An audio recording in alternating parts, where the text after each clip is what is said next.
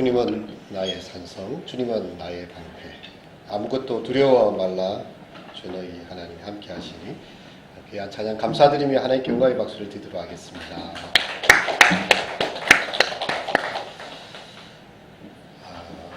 제가 처음 사역했던 이 부산 서면에 한 교회가 있었는데요.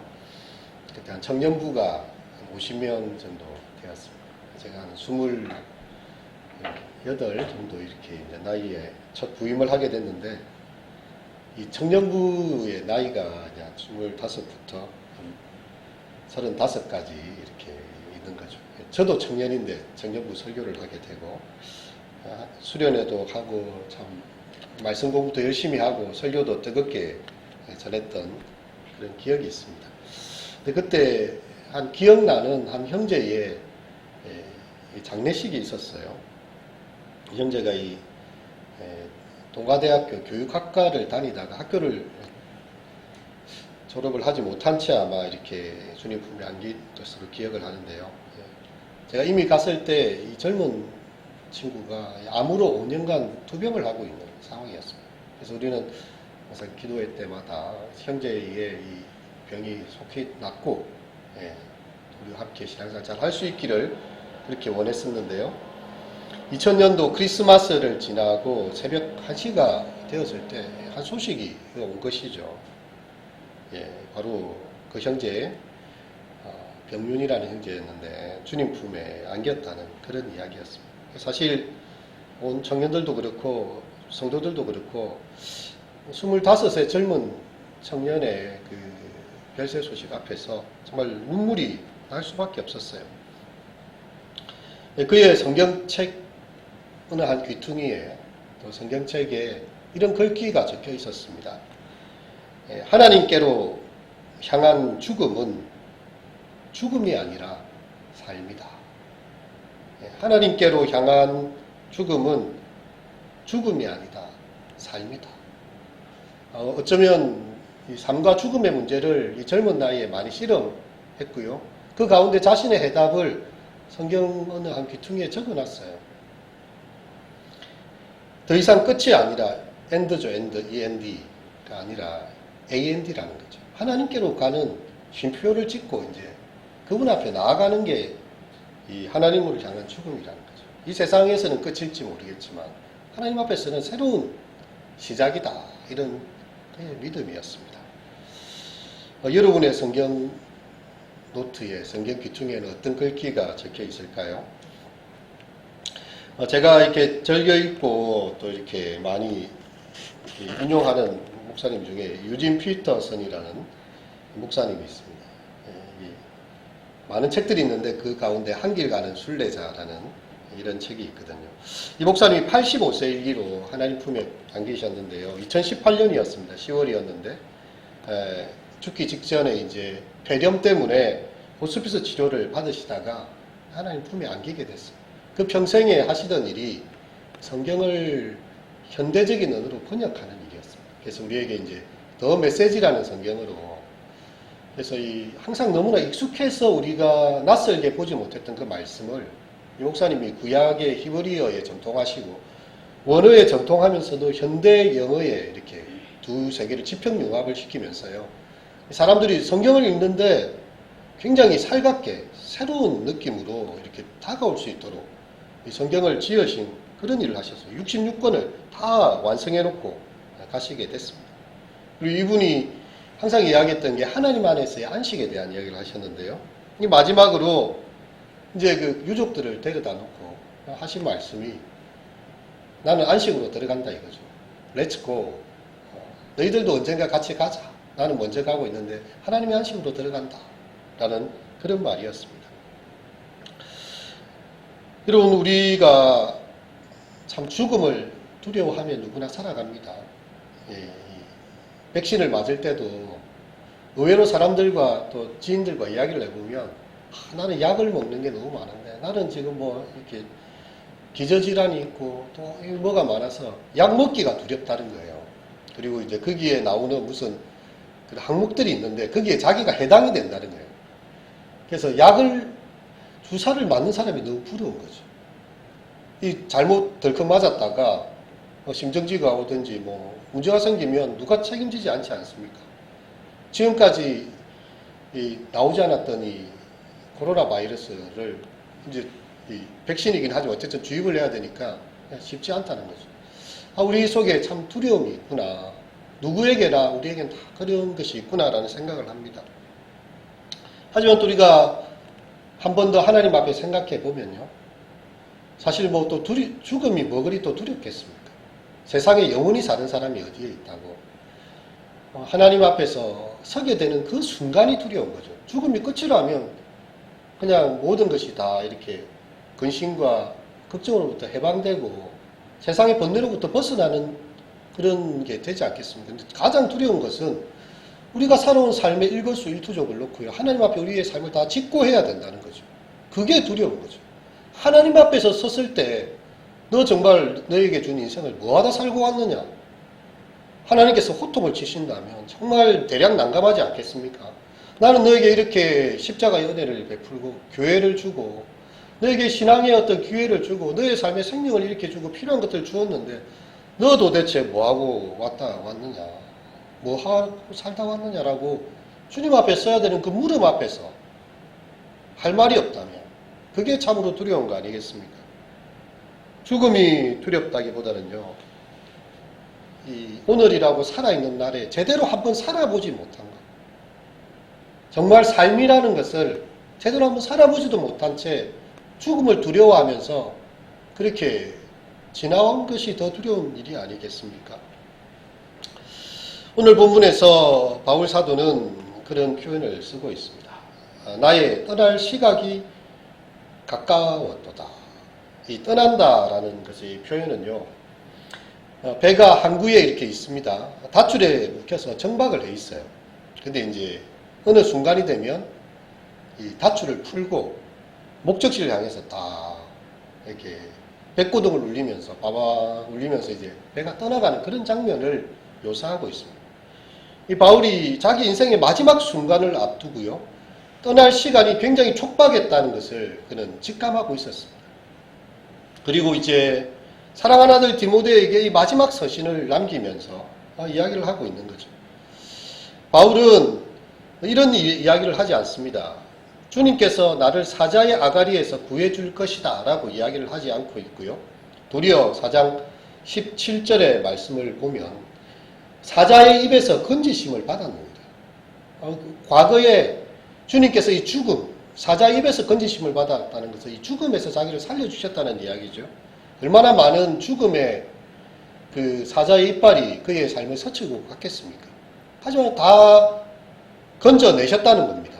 하지만 이번에는 주님이 나를 부르실 것 같다. 이번에 이 마지막 자리는 그렇지 않을 것 같다는 자신이 죽음에 임박했음을 직감하고 있는 상황이 된 것이죠. 주께서 나를 그 18절에 보면 모든 악한 일에서 건져내시고 또 그의 천국에 들어가게 하시도록 구원하시리니 그에게 영광이 세세무궁토록 있을지어다. 아멘.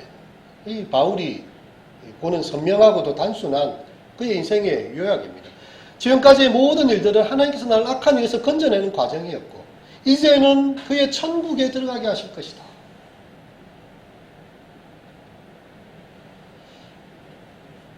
여러분, 그는 자신이 빠른 시일 내에 주님 앞에 서게 될 것을 알고 있었어요. 그래서 자기의 삶을 그 제사의 포도주로 바쳐지고 있는 것처럼 전제와 같이 부음이 되었다라는 이야기를 하고 있습니다. 바울은 자신을 바친다고 이야기하고 있지 않고요. 이렇게 부어진다, 바쳐진다라고 이야기하고 있어요. 하나님께 올리는 포도주가 이렇게 따라 부어지듯이 이제 그리스도를 섬기는 가운데 자신이 죽임을 당하게 되는 자기의 때와 자기의 모든 것이 자신에게 있는 것이 아니라 하나님의 손에 들려 있다는 것을 표현하고 있는 거죠. 그래서 자기의 죽음을 하나님께 드려지는 포도주가 따라지는 것처럼 부어지는 것처럼 그렇게 비유하고 있습니다. 자신의 피를 바쳐서 하나님 앞에서의 거룩한 삶의 제사인 자기의 인생 전체가 이제 하나님 앞에 드려지는 그런 상황이 있습니다. 우리가 흔히 말하는 것처럼 나는 죽어가고 있다 그렇게 표현하고 있지 않습니다. 내 삶은 하나님께 거룩한 산 예물로 바쳐지고 있다. 이제 그 마지막 순서인 전제와 같이 부어지는, 바쳐지는 단계까지 내가 이르렀다라고 이야기합니다.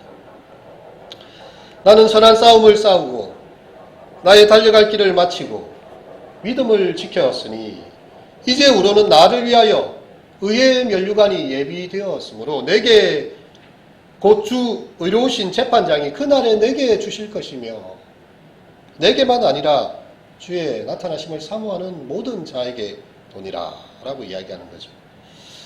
여러분, 이 바울은요, 이 디모데를 향하여서 격려와 용기를 주고 있습니다. 나는 할 일을 이제 다 끝냈다. 이제 영광스러운 종말만이 그분의 의의 면류관이 내게 예비되어 있고 나는 천국을 확신한다는 거죠. 그리고 이제 너도 이제 그렇게 믿음의 선한 싸움을 싸우고 달려갈 길을 달리고 믿음을 지키라는 이야기입니다. 여러분, 경기를 하자면 많이 애를 써야 돼요. 이번에 도쿄 올림픽, 또 페르르 올림픽 하는 선수들이 이 경기에 나와가지고 마지막 그 1초까지 그 힘을 최선을 다해서 달려가고 애쓰는 것을 보았습니다. 근데 경기가 끝났을 때에 그 결과가 나온다는 거죠. 어떤 이는 승리를 하고요, 어떤 이는 망신을 당하게 됩니다. 경기가 끝나기 전까지는, 마지막 휘슬이 불릴 때까지는 그 무엇도 장담할 수 없어요. 하지만 경기가 끝난 이후에는 그거에 대한 상벌이 분명히 주어지는 것입니다. 시편 116편에 보면 이렇게 말씀합니다. 여호와께서 순진한 자를 지키시나니 내가 어려울 때에 나를 구원하셨도다. 내 영혼아 내 평안함으로 돌아갈지어다. 여호와께서 너를 후대하심이로다. 예, 이제 평안함으로 돌아가게 하는 그런 시간이 온 것이죠. 바울은 이 땅에서의 경기가 참으로 만족스럽게 자기 인생이 다 마무리되고 있는 것을 보았습니다. 그래서 이제 주님께서 나를 편안한 안식으로 이제 나를 불러가시는구나. 이제 나의 평온 가운데 돌아갈 것이구나 고백하고 있는 거죠. 너그러우신 하나님께서 당신을 향해 바라보는 믿음의 사람들에게 주시는 평안한 안식처가 열려지고 있는 것입니다. 여러분, 바울의 인생 전체가 어쩌면 이 디모데후서 4장 이렇게 6절과 8절의 이 말씀을 하기 위한 그의 삶이었어요. 이 몇 절의 그 말 속에 그의 인생이 다 녹아 있는 것입니다. 이미 우리는 사도행전 20장에 보면요, 에베소 교회에서 이 바울이 3년을 가르쳤습니다. 정말 이렇게 눈물로 밤낮 그들을 위하여 간구하고 사람들을 훈계했던 것을 기억하면서요, 그가 이제 이 밀레도라는 섬에서 이렇게 바울이 그들을 불러왔지요. 이 바울의 손을 우리가 만져보았다면요, 이 바울은 텐트 메이커였습니다. 그 당시에 이렇게 고급 천막을 짜고 장막을 짜는 일을 했어요. 천막을 깁는 일을 했어요. 왜냐하면 이렇게 자신의 생계의 문제를 해결해야 했기 때문에 그 손이 뼈마디가 굵어지고 거칠어지고 투박해진 손이었을 거예요. 이 복음을 전하기 위해서 그렇게 수고함으로써 일을 했다는 것입니다. 그의 발을 우리가 만일 만져볼 수 있다면 아마 복음 전하기 위해서 오늘은 이곳, 내일은 저곳을 행하면서 발이 다 이렇게 굳은 살이 짙게 베었을 것이고요. 이제 밀레도에 잠시 머무는 동안에 에베소 장로들을 정해서 마지막 인사를 하고 이렇게 하는 그런 장면이 나옵니다. 보라, 이제 나는 성령에 매여 예루살렘으로 가는데 거기서 무슨 일을 당할는지 알지 못하노라. 오직 성령이 각 성에서 내게 정언하여 결박과 환난이 나를 기다린다 하시나 내가 달려갈 길과 주 예수께 받은 사명 곧 하나님의 은혜의 복음을 정언하는 일을 마치려 하면은 나의 생명조차 조금 더 귀한 것으로 여기지 아니하나. 바울이 이제 예루살렘으로 잡혀가게 되는데 그 당시에 예언자들이 있었어요. 바울에게 이야기합니다. 바울 선생님, 예루살렘에 가면 잡히게 됩니다. 결박이 기다리고 있고 환난이 기다리고 있습니다. 라고 예언을 해주는 거예요. 바울이 그 이야기를 들으면서 아니, 나의 달려갈 길과 주 예수님께 받은 사명이 복음 전하는 일을 정언하며 마치려 하며 내 생명을 조금 더 귀하게 여기지 않는다. 나는 가겠다는 거죠. 고난이 이미 각오되어 있는 사자의 이 이빨 사이로 자기 삶을 집어넣겠다는 그런 고백이었습니다. 이 바울은요, 자신의 삶을 그렇게 살아온 것입니다. 여러 가지의 결박이 있고 환란이 있지만 내가 전해야 될 이 복음을 마지막까지 다 증거하겠다는 그런 이야기입니다. 이 에베소의 장로들이 다 크게 울면서 바울의 목을 안고 입을 맞추고요. 그렇게 이제 그를 배에 전송하는 장면이 나오는데요. 이 바울의 삶이 과연 그렇게 달려갈 길을 달리겠다 이제 다 달려온 거예요. 이제 다 끝이 난 겁니다. 더 이상의 이 땅에서의 그리고 그 다음에는 없습니다. 이 마지막 서신이고 곧 순교를 당할 것입니다. 바울은 이 고린도 전서에도 보면 자신의 신앙생활 그리고 우리의 믿음의 여정이 이 운동 경기와 같다는 것을 비유를 하고 있어요. 특별히 고린도는 아테네하고 가장 가까운 도시입니다. 그리고 아테네는 우리가 잘 아는 올림픽의 발상지 아닙니까? 이 고린도 역시도 이렇게 올림픽 다음으로 큰 운동 경기인 이스티미아라는 경기가 있어서 3년마다 열렸는데요. 이 운동에서 가장 인기가 있던 종목은 바로 권투시합이랑 달리기였습니다. 그래서 이 바울은 고린도 전서를 적을 때도 이 고린도 교회를 향해서 그들에게 익숙한 용어를 통해서 우리의 신앙을 표현하고 있었던 것이죠. 고린도 전서 9장 24절 이하에 보면 운동장에서 다름질하는 자들이 다 달릴지라도 오직 상을 받는 사람은 한 사람인 줄을 너희가 알지 못하느냐. 너희도 상을 받도록 이와 같이 다름질하라.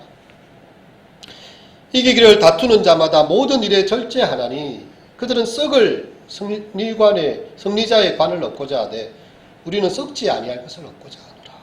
그러므로 나는 다름질하기를 향방 없는 것 같이 아니하고 싸우기를 허공을 치는 것 같이 아니하며 내가 내 몸을 쳐 복종케 하면 내가 남에게 전파한 후에 자신이 도리어 버림을 당할까 두려워합니다. 우리의 인생의 걸음이요 아무 방향으로 달려가는 게 아니에요. 뒤에 있는 이들을 잊어버리고 표대를 향하여서 우리에게 있는 부름의 상을 향하여서 달려가는 여정이라는 거죠. 우리 주님 앞에 서게 될 그 시간들을 생각하면서 내가 그렇게 향방 없는 것처럼 가는 게 아니라 그 한 방향을 향하여서 한 길을 향하여서 이렇게 믿음의 여정을 달려가는 사람이다. 싸우는 것도 그냥 허공에다 치고 아무데나 하는 게 아니고 이 자기의 상대를 알고요. 이렇게 바르게 주먹을 펀치를 날린다는 거죠. 이 세상의 사람들이 그 면류관을 얻기를 바라는 것입니다. 그래서 그들은 그 경기에서 자기의 진력을 다 뽑아내고 최선을 다하지만 그것은 다 썩어지고 없어지는 면류관이지만 이제 우리가 얻고자 하는 이 믿음의 경주의 여정에는요. 썩지 아니하는 하나님의 의의 면류관, 영원한 면류관이 우리를 위하여 준비되어 있다는 것입니다. 여러분 이렇게 죽음 앞에서 이렇게 당당할 수 있는 사람이 얼마나 있겠습니까?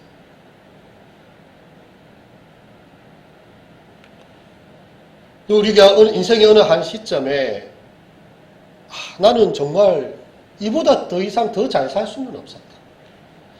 내가 이보다 더 이상 최선을 다해서 나의 믿음을 지키고 더 이상 달려올 수는 없었다. 내가 다시 산다 해도 이렇게 다시 살기도 힘들 거다. 라고 자신만만하게 이야기할 수 있는 분이 얼마나 있을까요? 우리 인생의 마지막 순간에 이렇게 고백할 수 있는 자들이 되어야 되지 않겠습니까? 바울의 고백처럼 나는 선한 싸움을 싸우고 나의 달려갈 길을 마치고 믿음을 지켰으니 이 믿음 지키는 게 어려운 일입니다. 여기 후문맥에 보면 바울이 너는 속히 내게로 오라. 왜냐하면 이제 죽기 전에 순교하기 전에 디모데를 얼굴로 한번 보고 싶어요. 마지막으로 얼굴 한번 보고 싶다는 겁니다. 그러면서 이제 이야기를 하는데요. 데마 이야기를 해요. 이 데마도 사실 바울 곁에서 바울과 함께 동력하던 귀한 동력자였습니다.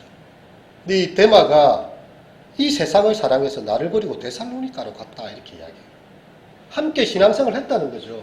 바울 곁에서 바울을 돕고 그의 믿음을 전수받고 믿음의 다름질을 달렸던 사람이었다는 거죠.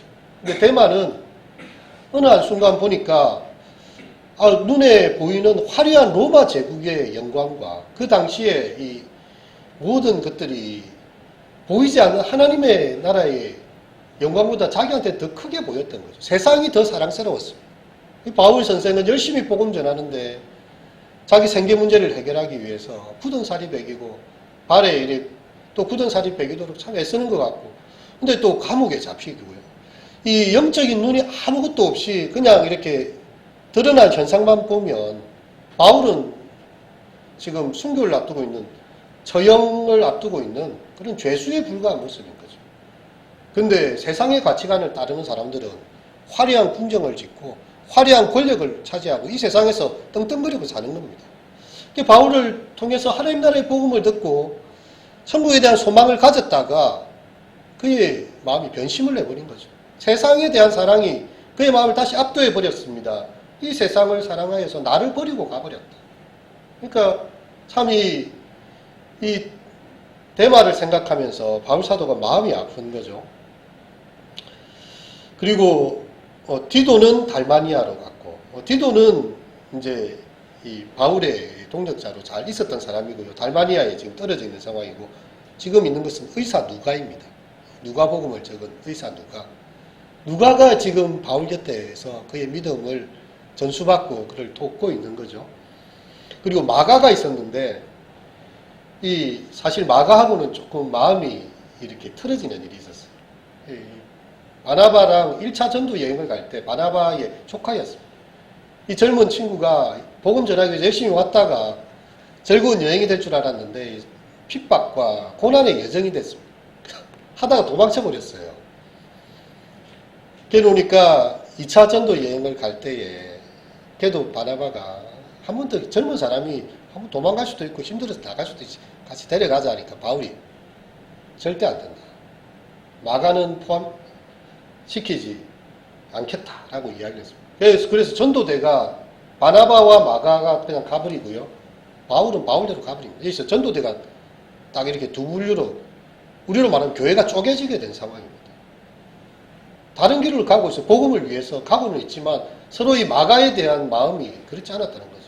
근데 바울에게 있어서는요, 이 마지막 순교를 앞두고 이 마가를 생각합니다. 이제 마가 얼굴을 보고 싶다. 마가를 데리고 오라. 정말 나의 일에 유익한 사람이다. 두기고를 에베소에 보내었도다. 지금 바울은 마치 유언장을 하는 것 같죠. 한 사람 한 사람에 대해서 자기의 그 관련된 사람들에 대해서 그런 이야기를 하고 있습니다. 또 네가 올 때에 드로아 가보의 집에 둔 겉옷을 가지고 오라. 내가 정말 겨울을 나게 추운 것이죠. 오고 또 가지고 오고 또 책은 특별히 가죽 종이에 쓴 것을 가지고 오라. 바울이 보고자 하는 책이 있습니다.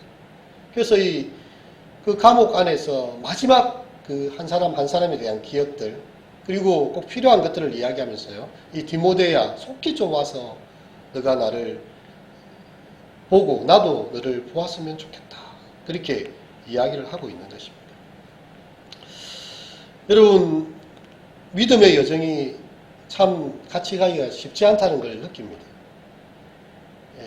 저도 많은 교회들을 사역을 해보았지 않습니까? 서울에서도 서초구에 있는 그 교회에 새로 담임 목사님 이제 위임식을 이제 받게 될 때 그 목사님 뵈러 한번 간 일이 있었는데, 그 사이에 멤버들이 많이 바뀌었어요.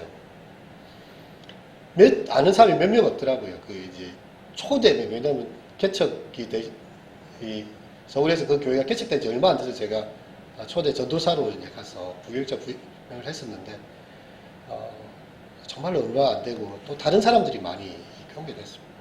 그리고 여러 지역들의 그 사람들을 생각하면요, 어떤 사람들의 이야기는 그들이 믿음을 더욱 굳게 하여서 신앙생활을 잘하고 있다는 그런 이야기를 들을 때가 있고요. 아유, 그분이 그래 있다가 힘들었는데도 신앙을 공부하셔서 또 목회를 하고 있다는 이야기를 듣기도 하고, 어떤 분은 아예 교회도 안 나와요. 뭐 어디가 있는지도 몰라요. 신앙생활에 전혀 연계가 되지 않은 채 있는 사람들도 있습니다. 이게 믿음의 길을 끝까지 달려가는 게 정말 쉬운 것이 아니구나. 그래서 하나님께서 우리 인생을 쉽게 평가하지 않으십니다. 마지막 그가 관에 눕혀져서 이렇게 되어질 때까지요, 그 인생에 수많은 굴곡과 변화들이 있기 때문에 오늘의 이 죄인이 내일의 성자가 될 수도 있고요, 오늘의 성자 같은 사람이 내일 믿음을 떠난 불신자가 될 수도 있습니다. 데마처럼 세상을 살아가여서 나를 버리고 가버리는 그런 사람도 있어요. 그래서 이 믿음 지키기가 얼마나 쉽지 않은가. 선한 싸움을 싸우고 달려갈 길을 달리고 이렇게 믿음을 지키는 이 일. 이 디모데야 너는 끝까지 나를 따르고 이 믿음에 하나님의 예비된 천국의 의의 면류관 받기를 힘쓰라고 그렇게 이야기를 하는 것이죠. 이 면류관은 자신에게만이 아니라 주님의 나타나심을 사모하는 모든 사람에게 주어질 것이다. 주님의 오심을 기다리면서요, 믿음의 선한 싸움을 싸우라. 이 디모데후서 4장 1절에 그렇게 이야기를 하고 있는데, 하나님 앞과 살아있는 자와 죽은 자를 심판하실 그리스도 예수 앞에서 그가 나타나실 것과 그의 나라를 두고 엄히 명하노니 너는 복음을 말씀을 전파하라. 그렇게 이야기합니다. 이 바울이 신전의식이 있었어요. 코람데오라고 이야기합니다. 내가 하나님 앞에 서 있다는 거죠. 내가 복음을 전하는 일이나 예배를 드리는 일이나 살아가는 삶의 모든 여정은 죽은 자를 다시 살리시는, 그리고 죽은 자를 심판하시는 그분의 나타나심 앞에서 그분의 나라를 두고 엄한 명령으로서 자기 인생의 길을 참으로 성실하게 살아온 것입니다. 여러분, 우리가 하나님 앞에 서게 될 날을 기억하는 거예요. 우리가 하나님 앞에 서게 됐을 때 정말 어떤 구원을 받게 될 것입니다. 겨우 구원만 받는 그런 신앙생활 하시겠습니까? 아니면 주님 앞에서 의의 면류관을 받고 정말 너가 나를 위하여 최선의 삶을 달려왔구나, 네가 작은 일에 충성하였음에 큰 것으로 내게 맡기리니 내 주인의 전범에 참여할지어다. 착하고 충성된 종이라 그렇게 말씀 들으시겠습니다. 예수님께서도요, 십자가에서 마지막으로 그렇게 말씀하셨어요. 짧은 인생이었죠. 30년의 그 삶을 사시다가 3년의 공생애를 보내셨습니다. 그리고 십자가에서 마지막 죽음을 당하셨을 때예요, 이제 다 이루었다는 것입니다. 내가 이 일을 다 마지막까지 다 이루었다. 값을 다 치루었다. 그렇게 말씀합니다. 예수님의 여정에 조금의 부족함도 없었고요. 충분히 모든 것을 다 자신의 삶으로 하나님 앞에서 우리 영혼을 구원하시는 그 모든 사명의 마지막 순간까지 다 달려오신 것입니다. 다 이루었다. 우리의 나그네 같은 짧은 인생 마칠 때 그렇게 주님 앞에서, 주님, 이제 나는 당신께서 맡기신 일을 다 했습니다. 주님, 나는 주님 앞에 기쁜 마음으로 설 것입니다. 그렇게 말할 수 있어야 하지 않겠습니까? 순례자의 노래라고 그런 찬송이 있죠. 저 멀리 배는 나의 시온성, 그 거룩한 곳 아버지 집, 내 사모하는 집에 가고자 간밤을 세웠네. 저 망망한 바다 위에 이 몸이 상할지라도 오늘은 이곳 내일은 저곳 주 복음 전하리. 아득한 나의 갈 길 다 가서 저 동산에서 편히 쉴 때, 나의 갈 길 다 가고 이제 주님의 동산에서 편히 쉴 때에 내 고생하는 모든 일들을 주께서 아시리. 주님께서 다 아시는 거죠. 사람들은 몰라줄 수 있어요. 너는 왜 세상에 그렇게 부자가 되지 못했냐? 높은 지위를 갖지 못했냐? 뭔가 엄청난 성취를 이루지 못했느냐? 뭐 그 정도 해가지고 그게 뭐냐? 이렇게 말할지 모르는 거예요. 근데 주님께서 보시는 건 다른 거죠. 주님께서 다 아십니다. 너가 나를 위해서 흘린 눈물들, 그렇게 억울한 일 많지만 참아낸 것들, 참 여러 가지 힘들고 고통스럽지만 기도하면서 너의 믿음의 여정을 달려오고 신앙생활을 한 거 내가 다 알고 있지. 주님께서 우리 눈에서 눈물을 닦아주시는다. 내 고생하는 모든 일들을 주께서 아시리. 빈들이나 사막에서 이 몸이 고날지라도 오 내 주 예수 날 사랑하사 날 지켜주시리. 그렇게 순례자의 노래를 우리 신앙의 선배들은 불러왔어요. 힘들 때마다 내 고생하는 모든 일들을 주께서 아시리. 그리고 우리 주님께서 우리를 알고 계십니다. 우리를 위하여 의의 면류관 준비하고 계시고요. 의로우신 재판장이 우리를 향하여서 큰 두 손을 펼치시고요. 정말 네가 수고하는 여정 내가 다 알고 있다. 그렇게 말씀하시는 그 음성 들으시는 우리 모두가 되시기를 축원드립니다. 말씀 생각하시면서 잠시 묵상으로 기도하도록 하겠습니다.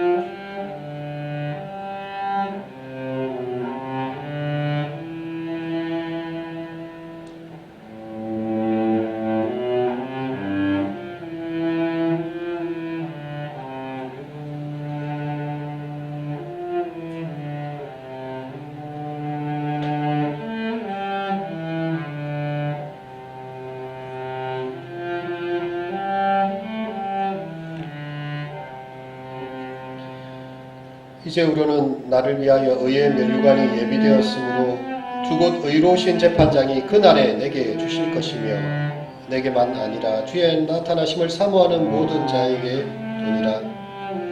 주님, 디모데 후서를 통하여 참 너는 내게 속히 오라고 디모데를 보고 싶어하며 자신의 마지막 믿음의 여정을 마무리하는 바울 사도의 당당한 믿음의 고백을 보았습니다. 우리 또한 오늘 선한 싸움을 싸우고 달려갈 길을 달려가고 있습니다. 믿음을 지키기 위하여 고군분투하고 있습니다. 세상의 수많은 유혹과 여러 가지 힘든 일들로부터 우리의 믿음을 지키기 위하여, 우리의 신앙을 지키기 위하여, 또한 선한 싸움을 끝까지 달려가고 싸우기 위하여 또한 이 자리에 두 손 모아 기도하고 있습니다. 주여, 우리가 마지막까지 주님 앞에 설 날까지 우리의 믿음 변치 아니하고 끝까지 이 길을 갈 수 있도록, 또 믿음이 더 성숙되고 더 주님이 기뻐하시는 자가 될 수 있도록 우리 연약한 믿음 붙잡아 주시옵소서. 우리 연약한 성도들의 믿음도 긍휼히 여겨주시고 함께 예배하며 찬양하며 우리의 믿음의 여정 가운데 함께 손잡고 주님 앞에 설 수 있는 주님의 자녀들 되게 하소서. 예수님 이름으로 기도합니다.